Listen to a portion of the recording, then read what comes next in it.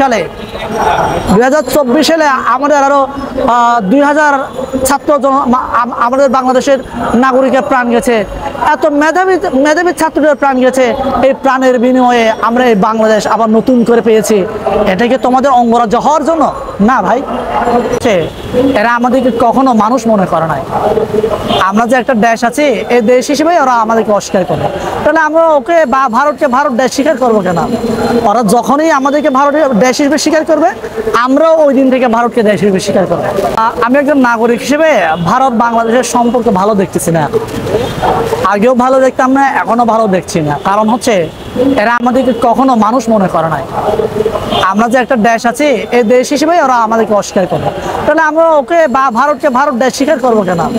ওরা যখনই আমাদেরকে ভারতের দেশ হিসেবে স্বীকার করবে, আমরাও ওই দিন থেকে ভারতকে দেশ হিসেবে স্বীকার করবো। আমি বলবো যে ভারতকে বাংলাদেশের অঙ্গরাজ্য হিসেবে বলা শুরু করে না, তাহলে ওরা আমাদেরকে অঙ্গরাজ্য বলবে না, আমাদেরকে দেশ হিসেবে স্বীকৃতি দেওয়া শুরু করবে।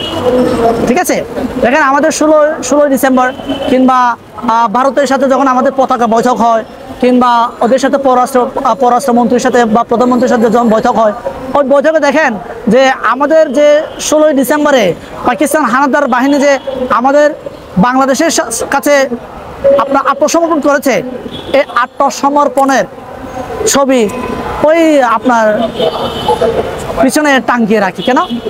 ওরা আমাদেরকে বোঝাতে চায় যে ওদের দয়ায় আমরা পেয়েছি। আমরা তো কারোর দয়ায় পাইনি বাংলাদেশ। আমরা 30 লক্ষ শহীদের বিনিময়ে আমরা এই বাংলাদেশ পেয়েছি। তাহলে ভাই, এই 30 লক্ষ শহীদ কি এমনি গেছে? 30 লক্ষ মানুষের প্রাণ, একটা গরু ছাগলের প্রাণ না তো। এটা আপনার কি বলে, চাইলেন পেয়ে গেলাম রক্ত, ওরকম না। এটা 30 লক্ষ। এরপরে আমরা যে 2024 সালে আমাদের আরো 2000 ছাত্র আমাদের বাংলাদেশের নাগরিকের প্রাণ গেছে, এত মেধাবী ছাত্রদের প্রাণ গেছে। এই প্রাণের বিনিময়ে আমরা এই বাংলাদেশ আবার নতুন করে পেয়েছি। এটা কি তোমাদের অঙ্গরাজ্য হওয়ার জন্য? না ভাই।